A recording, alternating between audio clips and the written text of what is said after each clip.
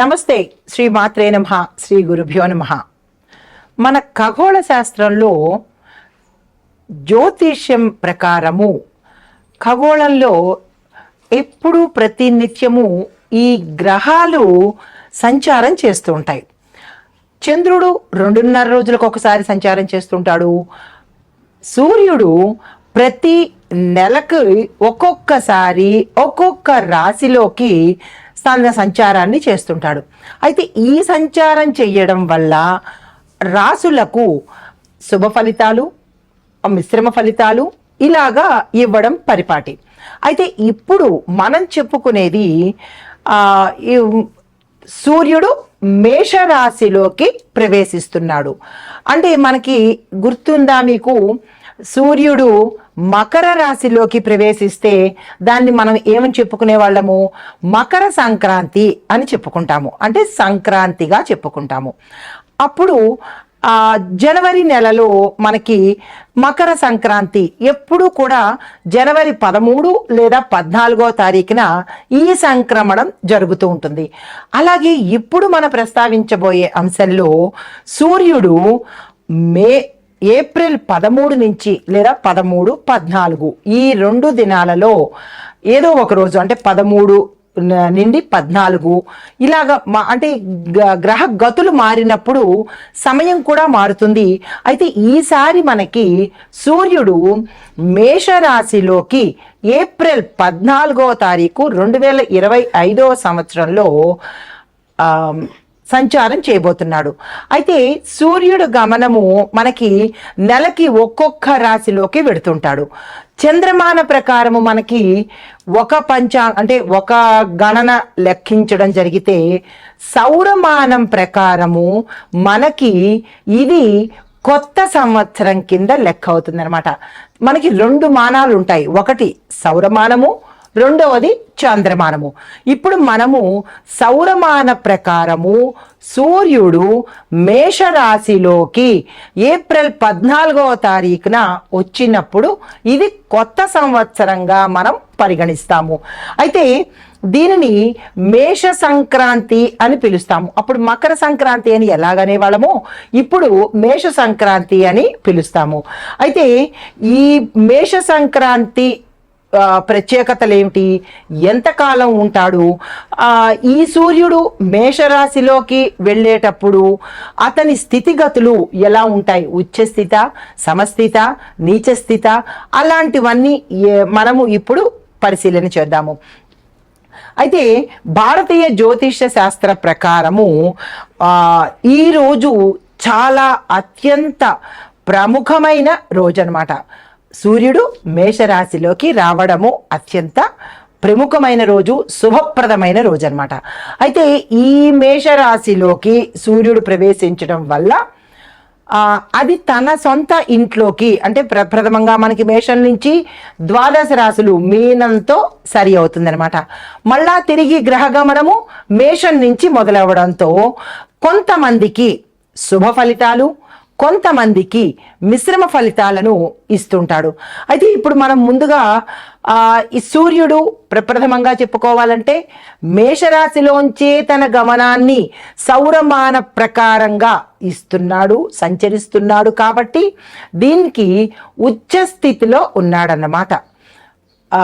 ఆ ఉచ్చ స్థితిలో ఉండడం, ఎప్పుడైతే ఉచ్చ స్థితి, హై రేంజ్, ఎనర్జెటిక్ గా ఎప్పుడైతే ఉంటాడో అతని నుంచి వచ్చే ఫలితాలు కూడా మేషరాశి వారికి విశేషమైన ఫలితాలను ఒక్క నెల రోజుల పాటు ఇవ్వబోతున్నాడు.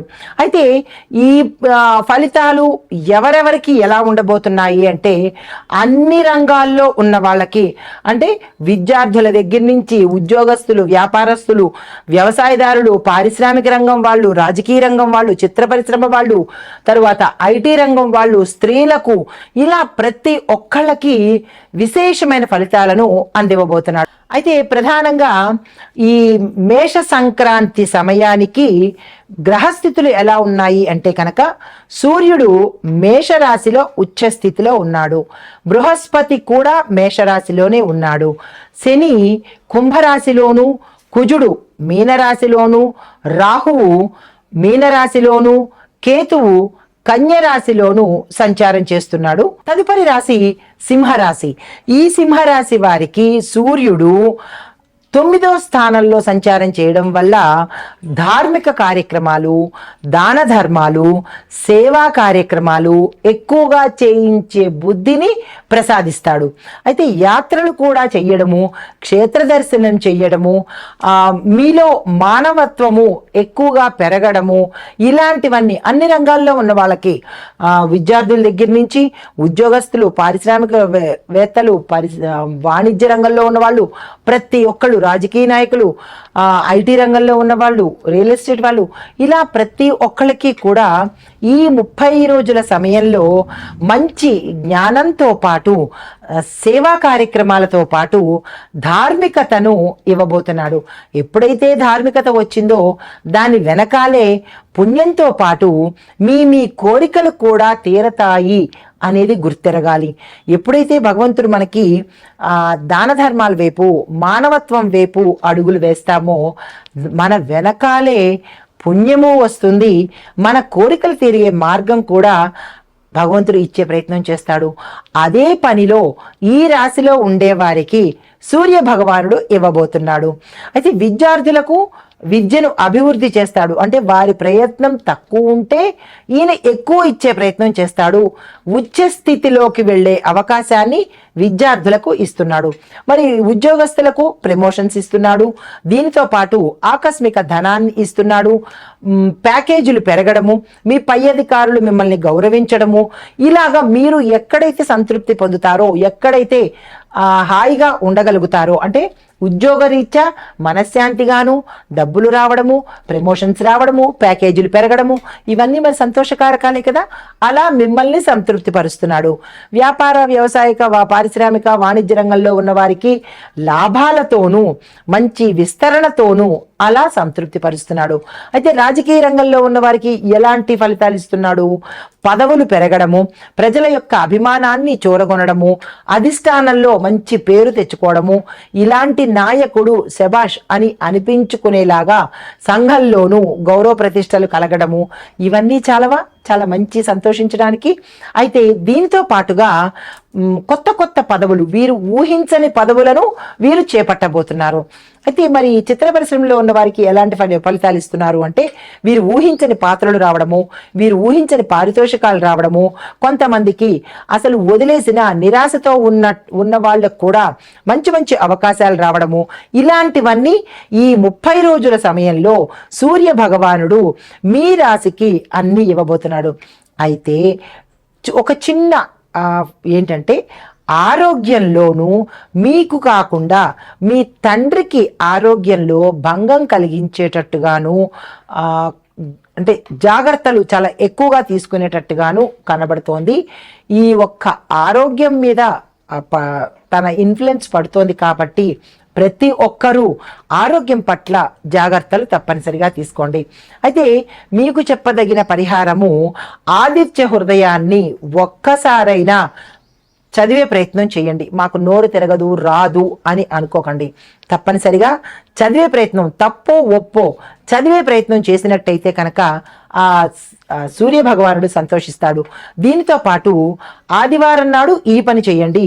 గురువారం రోజు విష్ణు సహస్రనామ పారాయణ చెయ్యడం కానీ వినడం కానీ చేసినట్టయితే గురు సంబంధిత, అంటే గురువు ఇచ్చే ఫలితాలు ఏమిటంటే ధనము, భోగము, భాగ్యము, సంతోషము, లాభము, ఇలాంటి శుభకార్యాలు చేసే అవకాశము, సూచనలు, ఇలాంటివన్నీ గురువు ఇస్తాడు. కాబట్టి గురు బలం పెరగడానికి మీరు ఈ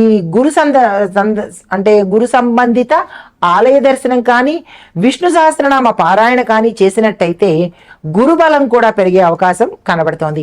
ఇది మేష సంక్రాంతి యొక్క గోచార రీత్యా ఫలితాలు, పరిహారాలు, సూచనలు. నమస్తే. ఓవరాల్గా ఈ మేష సంక్రాంతి ప్రధానంగా ఎవరికి బాగుంటోంది, ఎవరికి బాగోట్లేదు, పూజలు చేసుకోవాలి అనే అంశంలో మేష, సింహ, ధనస్సు, కుంభ, మిథున రాశులకు విశేషమైన ఫలితాలు, శుభ ఫలితాలు, ఉచ్చ స్థితిని కలిగిస్తున్నాయి. అయితే కన్యా, వృషభ, వృశ్చిక, మకర రాశుల వారు మాత్రము శాంతి పూజలు చేసుకున్నట్టయితే కొంత పరిహారం కలిగే అవకాశం కనబడుతోంది.